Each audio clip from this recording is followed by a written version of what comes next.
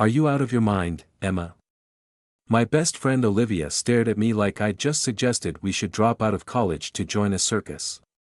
We were sitting in our favorite corner of the campus coffee shop, the Daily Grind, where the rich aroma of freshly brewed coffee couldn't mask the insanity of what I'd just proposed. I stirred my caramel macchiato nervously, watching the foam swirl into intricate patterns. Look, it's not that crazy when you think about it. Connor Mitchell has barely noticed me in the past year, despite all my attempts to get his attention. But you know what they say, nothing makes someone realize what they're missing until they see it in someone else's hands. Olivia leaned back in her worn leather chair, her dark curls bouncing as she shook her head in disapproval. And of all people, you want to fake date Jason Reynolds? Connor's sworn enemy since freshman year. The guy who beat him for both student body president and captain of the debate team. Exactly. I exclaimed, perhaps a bit too loudly, causing a few heads to turn our way. Lowering my voice, I continued, that's what makes it perfect. Connor can't stand Jason, and there's nothing like jealousy to make someone finally notice what's right in front of them. The truth was, my crush on Connor Mitchell had started long before we both ended up at Berkeley. We'd grown up in the same small town in Massachusetts, and I'd spent most of high school watching him from afar, too shy to ever make a real move. When we both got accepted to Berkeley, I thought fate was finally giving me a chance. But here we were, halfway through junior year, and Connor still saw me as nothing more than the girl from back home who occasionally shared notes with him in advanced political theory. Emma, honey, Olivia said, using that gentle tone she reserved for when she thought I was about to make a terrible mistake, have you considered that this could backfire spectacularly? I mean, Jason Reynolds isn't exactly hard to look at. What if you actually start having feelings for him? I almost laughed at the absurdity of her suggestion. Jason Reynolds might be tall, with those piercing green eyes and that annoyingly perfect smile, but he represented everything I wasn't looking for. Sure, he was brilliant. You don't become the youngest student body president in Berkeley's history without some serious smarts, but he was also arrogant, overly competitive, and had a reputation for being ruthless in getting what he wanted. Trust me, that's never going to happen, I assured her, pulling my laptop out of my bag. Jason may be good looking, but he's not my type. This is strictly business. Besides, I already have it all planned out. I opened a carefully crafted spreadsheet that detailed my entire scheme. Yes, I'm that person who color codes everything and makes contingency plans for my contingency plans. Look, I've mapped out the whole thing. First, I'll start showing up at the same places as Jason: the library during his usual study hours, the campus coffee shops he frequents, even that pretentious poetry slam he hosts at the Literary Bean every Thursday night. Olivia leaned forward, despite herself, to look at my meticulous planning. And you don't think that's stalking? It's strategic positioning, I corrected her, scrolling through my document. Phase 2 involves getting his attention through our shared interests. Did you know he's also majoring in political science with a minor in environmental studies? We're even in the same climate change and global policy seminar this semester. Oh, so now you're going to become an environmental activist? Olivia raised an eyebrow skeptically. I've always cared about the environment. I protested, though we both knew my sudden interest in climate change had more to do with Connor's passionate speeches about environmental justice than any previous activism on my part. Just then, the bell above the coffee shop door chimed, and my heart did a familiar flip as Connor Mitchell walked in. He looked exactly like the kind of guy who would go on to become a Supreme Court justice, tall, clean-cut, with warm brown eyes and the kind of smile that could probably sway any jury. He was wearing his debate team jacket, the one that made him look like he'd stepped out of a college recruitment brochure. But he wasn't alone. Trailing behind him was Madison Parker, the gorgeous sophomore who'd been hanging around him lately. My stomach twisted as I watched her touch his arm while laughing at something he'd said. Okay, Olivia said softly, noticing my expression change. I can see why you're considering this crazy plan. But Emma, honey, are you sure this is the way to go about it? I tore my eyes away from Connor and Madison, straightening my shoulders with renewed determination. Absolutely. And you know what? I'm starting phase 1 right now. Before Olivia could stop me, I gathered my things and headed toward the counter where Jason Reynolds himself was waiting for his order. My heart was pounding, but not from attraction. This was pure adrenaline, the kind you feel when you're about to set a complicated plan in motion. I positioned myself next to him, deliberately taking out my copy of The Politics of Climate Change, the same book I'd seen him reading in seminar last week. As I pulled it from my bag, I accidentally knocked my empty cup off the counter. Jason's hand shot out to catch it before it could crash to the floor, his reflexes surprisingly quick for someone who spent most of his time in debate chambers and student government meetings. Nice save, I said, looking up to meet those startling green eyes. Up close, I could see why half the girls on campus swooned over him, but I reminded myself that this was just part of the plan. I'm Emma, by the way. Emma Thompson. We're in Professor Chen's climate change seminar together. A flicker of recognition crossed his face, followed by something else I couldn't quite read. Right, you're the one who challenged my position on carbon tax initiatives last week. His voice was deep and slightly amused. That was unexpected. I felt my cheeks warm at the memory. I'd actually disagreed with his points because I knew Connor was firmly on the opposite side of that debate, but I wasn't about to admit that. Well, someone had to point out the flaws in your argument, I replied, trying to sound confident rather than confrontational. To my surprise, Jason's lips curved into a genuine smile, not the smirk I was used to seeing during his debates with Connor. Maybe we could continue that discussion sometime. Over coffee that you're not dropping. From the corner of my eye, I could see Connor watching our interaction, his conversation with Madison momentarily forgotten. Perfect. I'd like that, I said, matching Jason's smile with one of my own. As I wrote my number on a napkin and handed it to him, I felt a twinge of guilt for what I was about to do. But then I saw Connor's frown deepening as he observed our exchange, and I knew my plan was already working. What I didn't expect was the slight flutter in my stomach when Jason's fingers brushed mine as he took the napkin, or the way his eyes seemed to see right through my carefully constructed facade. You're full of surprises, Emma Thompson, he said softly, tucking the napkin into his pocket. As I walked back to Olivia, I could feel 3 pairs of eyes on me, hers, Connor's, and Jason's. I just set something in motion that I couldn't take back, and for the first time since I'd conceived this plan, I wondered if I might be in over my head. Little did I know, this was just the beginning of a story that would unravel in ways I never could have predicted, no matter how many color-coded spreadsheets I made. The next few weeks would test everything I thought I knew about love, loyalty, and the dangerous game of pretending to be something you're not. But sitting there in the daily grind, watching Jason's tall frame disappear through the door while Connor's eyes lingered on me with newfound interest, I felt invincible. I had no idea that my perfect plan was about to teach me the hardest lesson of all: sometimes the heart has plans of its own, and no amount of strategic positioning can protect you from falling for the wrong person. The autumn breeze rustled through the Berkeley campus, carrying with it the scent of possibility and the whispered warnings of impending chaos.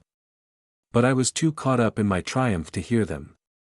After all, the best laid plans often have a way of taking on a life of their own, and mine was about to spiral far beyond my control in ways that would change everything, especially me. And so began my journey into the dangerous territory of fake dating, real feelings, and the complex web of relationships that would ultimately force me to question everything I thought I wanted.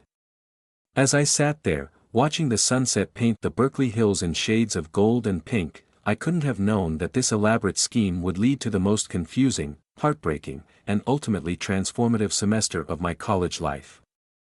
The game was set, the players were in position, and my heart was about to learn that sometimes the best things in life are the ones we never plan for at all. I should have known my perfectly orchestrated plan would hit its first snag almost immediately. The morning after our coffee shop encounter, I walked into Professor Chen's climate change seminar to find Jason Reynolds sitting in my usual seat right next to Connor. Hope you don't mind, Jason said with that infuriatingly confident smile of his. I thought we could continue our discussion from yesterday. Connor's jaw visibly tightened as he watched our exchange. He'd always considered that spot next to him as my territory, even if he'd never shown any romantic interest in me. Now, seeing Jason there seemed to physically pain him. Mission accomplished, right? But as I slid into the empty seat on Jason's other side, something unexpected happened. Instead of the superficial debate prep I'd planned to engage in, Jason actually wanted to talk about yesterday's coffee shop conversation. I've been thinking about your point regarding local carbon initiatives, he said, pulling out a detailed set of notes. And I did some research last night. You might actually be onto something.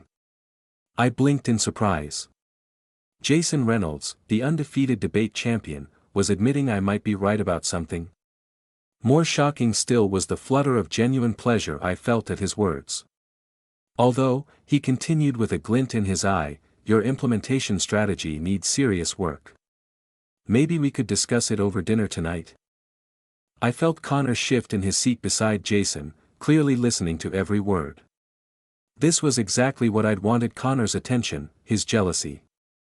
So why did I suddenly feel guilty? Dinner would be great, I heard myself say, and Jason's smile widened in a way that made my stomach do an unauthorized flip. That evening found me standing in front of my closet while Olivia lounged on my bed, watching me try on and discard outfit after outfit. For someone who claims this is all just an act, she observed dryly, you're putting an awful lot of effort into looking perfect for this fake date. It has to be convincing, I protested, finally settling on a burgundy sweater dress that my mother had insisted brought out the gold flecks in my hazel eyes. The whole campus needs to believe we're actually dating. Olivia muttered, unconvinced. And the fact that you've changed your outfit 6 times has nothing to do with those shoulders of his, or the way he looks at you like you're the most fascinating person he's ever met? He does not look at me like that, I insisted, though I felt my cheeks warm at the memory of his intense gaze during class. This is all part of the plan. Nothing more. But even I had to admit that my carefully constructed plan hadn't accounted for how Jason would be in person, away from the debate podium and student government meetings. The Jason who picked me up that evening wasn't the arrogant nemesis I'd built up in my mind. He took me to a tiny Ethiopian restaurant tucked away in a Berkeley side street, explaining that he'd remembered me mentioning my love for international cuisine during class. The fact that he'd paid attention to such a small detail threw me off balance. So, he said as we sat cross-legged on cushions, sharing injera bread and various spiced dishes, are we going to talk about the real reason you suddenly started noticing me? My heart stopped. What do you mean? Jason's green eyes met mine steadily. Emma, I'm not blind. I've seen the way you look at Connor Mitchell. And I've noticed how you only seem to disagree with me in class when it aligns with his viewpoints. I felt the blood drain from my face. It's okay, he said, his voice surprisingly gentle. I get it. You're trying to make him jealous. I waited for the anger, the accusations, the storming out. Instead, Jason leaned back, a contemplative look on his face. Here's what I propose, he continued. We make a deal. I'll help you make Connor jealous, and in return, you help me with something I need. What could you possibly need help with? I asked, genuinely curious. Jason Reynolds seemed like the kind of person who had everything figured out. Madison Parker, he said, and my eyes widened in understanding. She's been hanging around Connor lately, but she and we have history. And seeing her with him. You want to make her jealous too, I finished, the pieces clicking into place. Jason nodded, a vulnerability in his expression I'd never seen before. So what do you say? We help each other out. I should have felt relieved. This was perfect. Jason knew about my plan and was willing to help, plus he had his own motivation to make it convincing. But instead, I felt an unexpected twinge of disappointment. Deal, I said, pushing that confusing feeling aside. We shook hands across the table, and I tried to ignore the warmth of his touch, the way his fingers lingered against mine for a moment too long. The next few weeks became a carefully choreographed dance. Jason and I were the talk of campus, the unlikely couple that somehow made perfect sense. We studied together in visible locations, held hands walking between classes, and engaged in passionate debates that somehow always ended with one of us conceding to the other's point of view.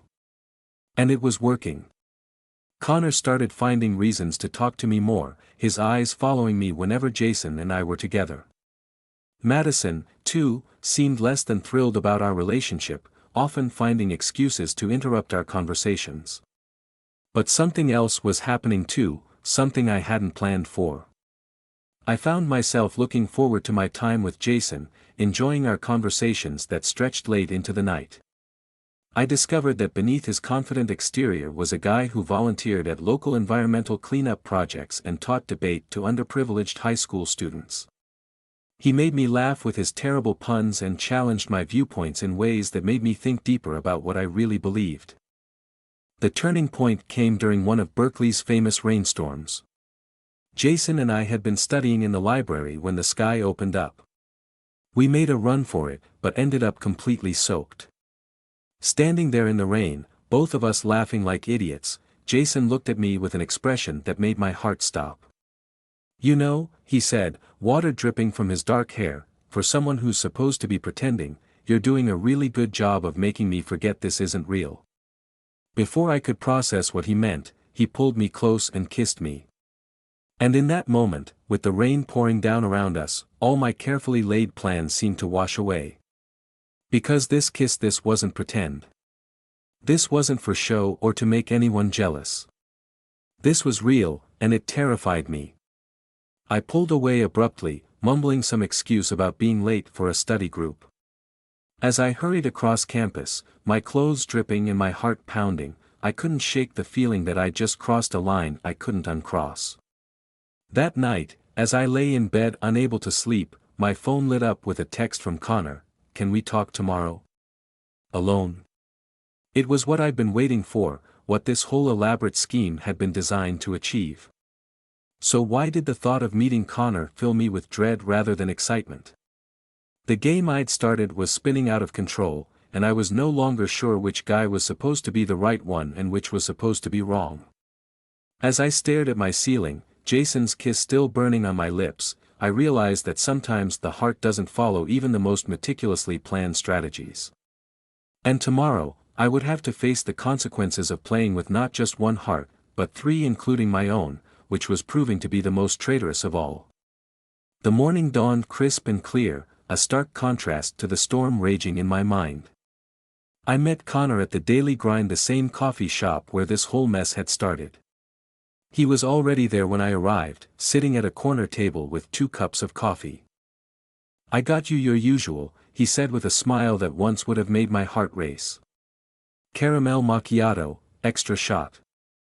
I sat down, wrapping my cold fingers around the warm cup. "Thanks." The fact that he remembered my coffee order should have thrilled me. Instead, I found myself thinking about how Jason always teased me about my dessert disguised as coffee. "Emma," Connor started, his brown eyes serious, "I've been doing a lot of thinking lately. About us." Us. The word I'd dreamed of hearing from him for so long hung in the air between us. "Seeing you with Jason, it's made me realize something." He reached across the table, his hand covering mine. "I think I've been an idiot. You've been right here all along, and I never let myself see it. Until I almost lost you to him." My throat felt tight. "Connor.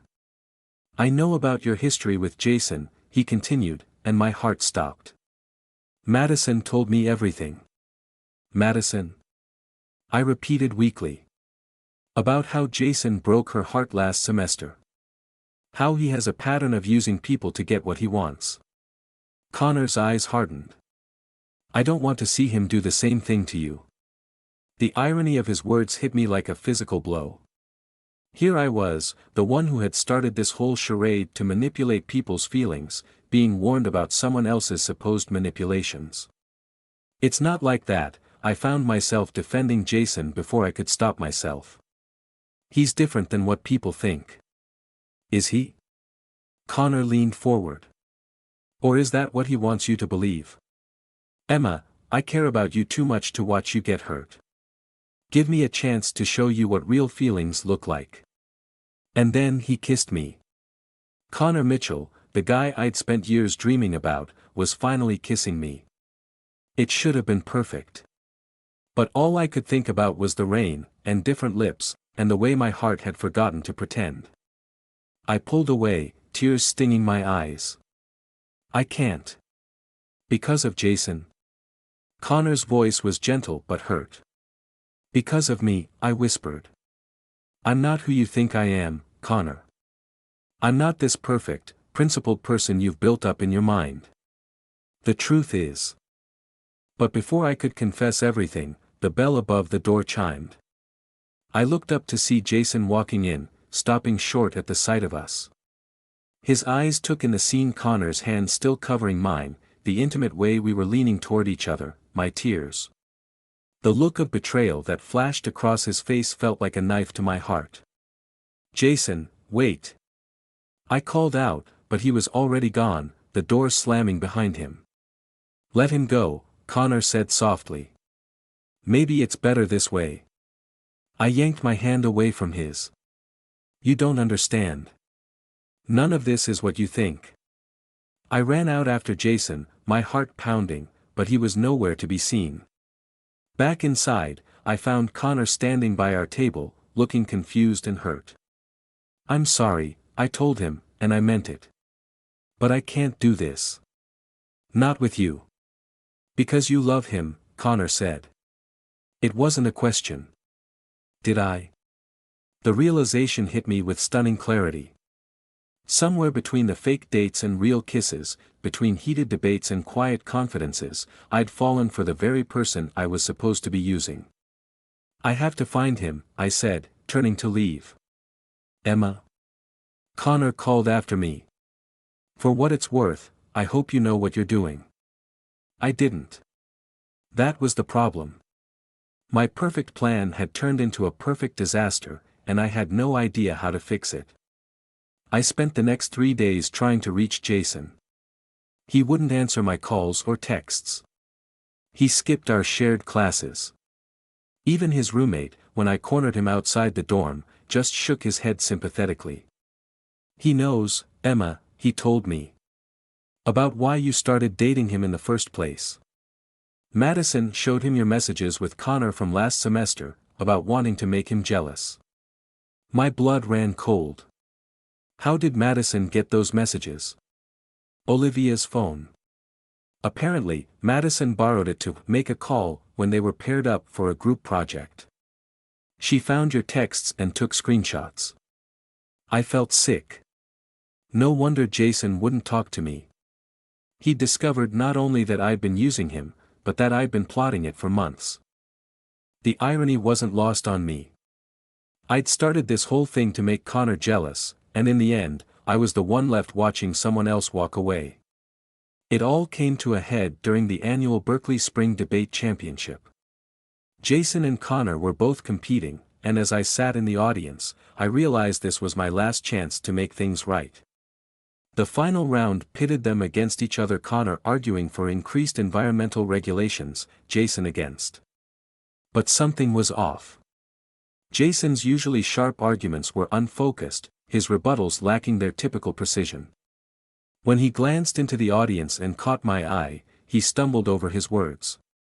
For the first time in his college career, Jason Reynolds lost a debate. I waited outside the auditorium after it was over, my heart in my throat. Connor emerged first, his victory smile fading when he saw me. He's still inside, he said quietly, pausing beside me. For what it's worth, Emma, I get it now. Why you chose him. I looked at him in surprise. The way you look at him, you never looked at me like that. Not even when you thought you were in love with me. Connor, I'm so sorry for everything. He shrugged, a sad smile playing at his lips. Don't be. Sometimes the heart knows better than the head what it really wants. Just, don't waste any more time pretending. As he walked away, I realized that the guy I'd spent years pining after had just given me relationship advice about his supposed nemesis. Life really did have a sense of humor. Finally, Jason emerged, his debate team jacket slung over his shoulder, looking more defeated than I'd ever seen him. "Jason," I called out softly. He stopped but didn't turn around. "Come to witness my humiliation up close?" "I came to tell you the truth. All of it." "I already know the truth," he said bitterly. "You used me to make Connor jealous. Mission accomplished. He's all yours." "That's not. Do you know what the worst part is?" He finally turned to face me, his green eyes stormy with emotion. "I knew. I knew from the beginning what you were doing. And I still let myself fall for you anyway." The words hung between us, heavy with everything we'd both been trying not to feel. "You weren't the only one who fell," I whispered. The campus was quiet at this hour, most students having left after the debate championship. Jason and I stood there in the growing dusk, the weight of unspoken words hanging between us. "How am I supposed to believe anything you say?" he finally asked, his voice rough with emotion. "This whole thing started with a lie." "You're right," I admitted, forcing myself to meet his gaze. "I planned it all out. The coffee shop meeting, the climate change discussions, everything. I had a color-coded spreadsheet and everything." A bitter laugh escaped me. "God, I was so stupid. Why me?" The question seemed to catch us both off guard.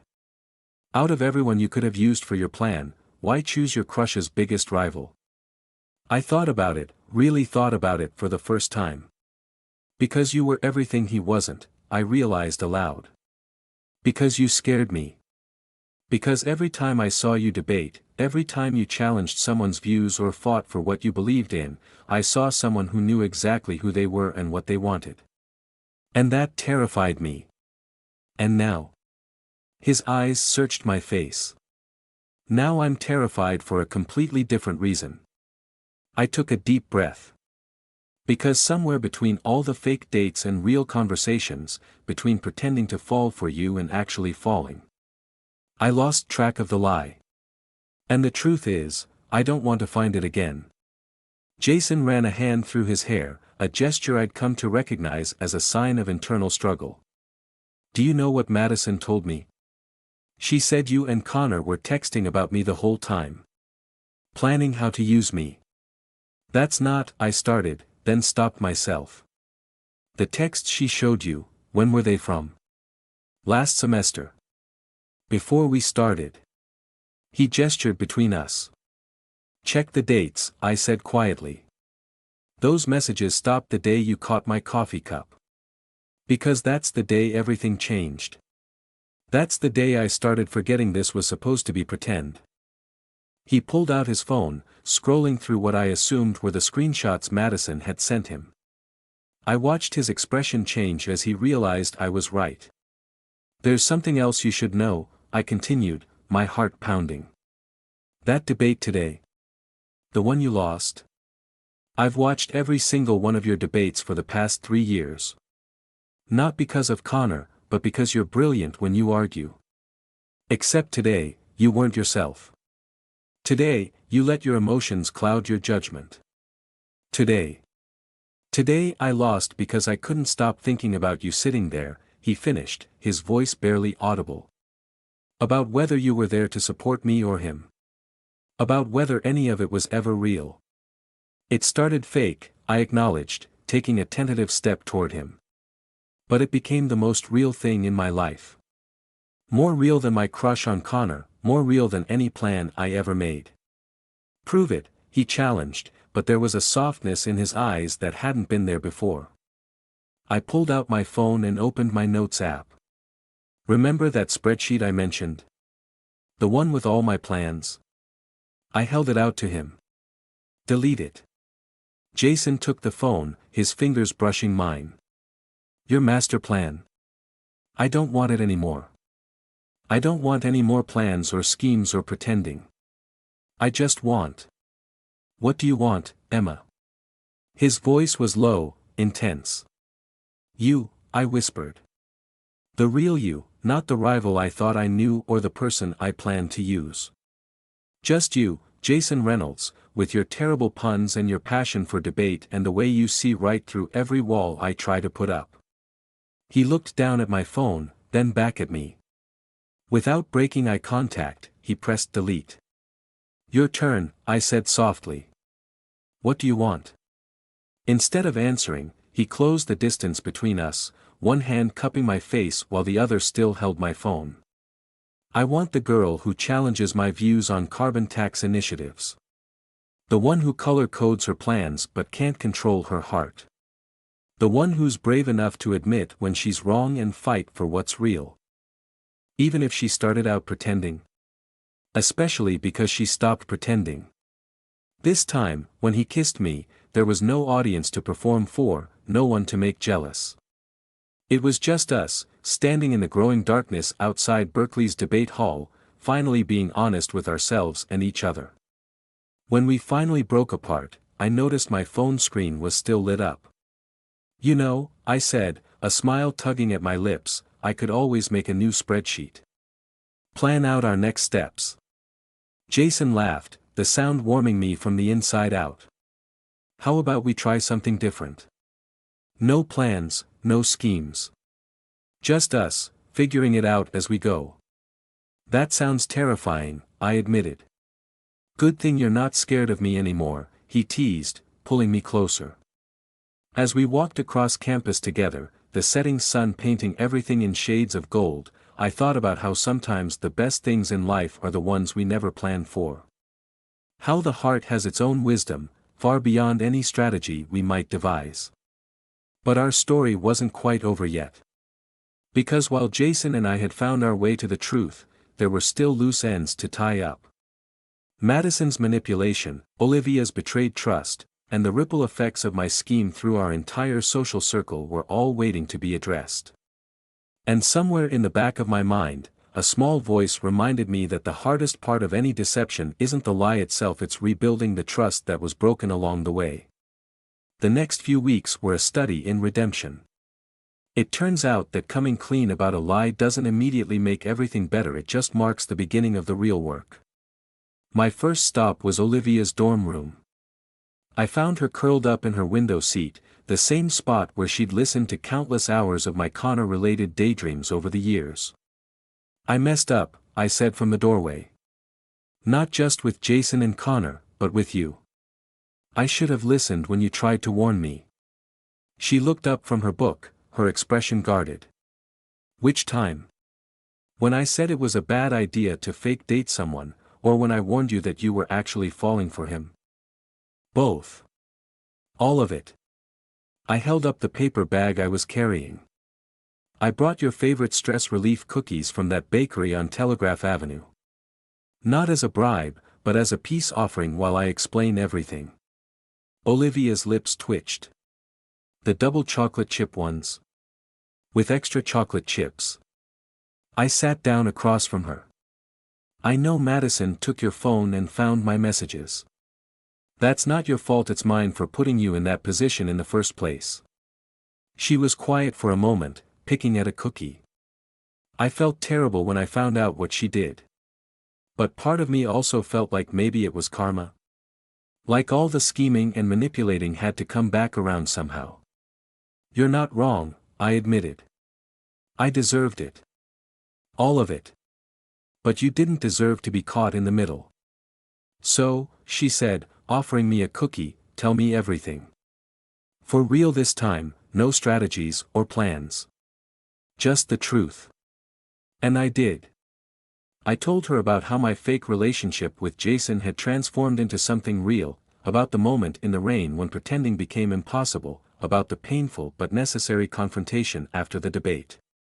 She listened without judgment, just like she always had. You know what the craziest part is? I finished. I'm actually grateful to Madison in a way. Her attempt to destroy everything ended up forcing all the truth into the open. Speaking of Madison, she wasn't quite done with her own story arc. A few days later, I found her waiting outside my political theory class. "Come to expose any more of my secrets?" I asked, but without real anger. I was too tired for anger anymore. "Actually," she said, looking uncomfortable, "I came to apologize. And to explain." We ended up at the daily grind, sitting in the same corner where this whole story had begun. "I really did care about Jason," Madison admitted, staring into her chai latte. "Last semester, we had this intense connection, but he was so focused on student government and debate team that he never fully committed.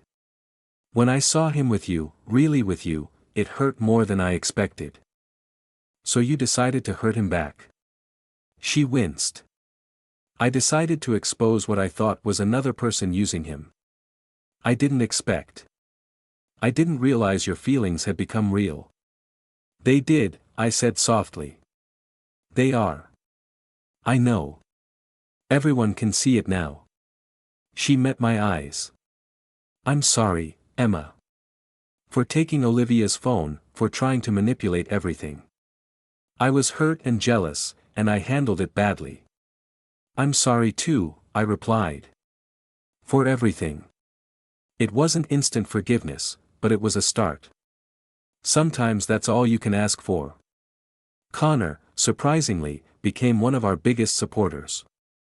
I found him after class one day, wanting to clear the air between us. "You don't have to explain," he said before I could start. "I watched you fall in love with him. I just didn't want to see it at first. I did love you," I admitted. "Or I thought I did. For a long time." "No," he smiled, shaking his head. "You loved the idea of me. The safe choice, the hometown connection, the carefully planned future. But with Jason, that's different. That's real." He was right, of course. The irony wasn't lost on me that the guy I'd schemed so hard to make jealous had ended up understanding my heart better than I did. The biggest surprise came during the end-of-year student government debates. Jason and Connor, to everyone's shock, proposed a joint environmental initiative. Watching them work together, their former rivalry transformed into a grudging respect, I realized how much we'd all grown. "Ready to go?" Jason asked, finding me after the session. His green eyes sparkled with the same intensity that had first caught my attention, but now there was something softer there too. Something real. Almost. I pulled out my phone. "Just need to check my schedule." "Please tell me that's not another spreadsheet," he groaned, but he was smiling. "Nope. Just making sure I'm free for our actual, non-fake date tonight." He pulled me close, pressing a kiss to my forehead. "You know, for someone who started out pretending, you're terrible at fake anything." "I'll take that as a compliment." Looking back now, I can hardly believe how much has changed since that day I first orchestrated our chance meeting at the daily grind. My color-coded plans and careful strategies seem like artifacts from another life, a life where I thought love was something you could control and hearts were pieces you could move around at will. The truth is, sometimes the best love stories are the ones that don't follow any plan. Sometimes you have to let your carefully constructed facades crumble to find something genuine underneath. And sometimes, just sometimes, the person you're pretending to fall for becomes the person you can't imagine living without. As for me and Jason, we're still debating, still challenging each other, still finding new ways to surprise each other every day. But now there's no audience to perform for, no ulterior motives, no strategies or schemes. Just us, being real. And that's better than any plan I could have ever made.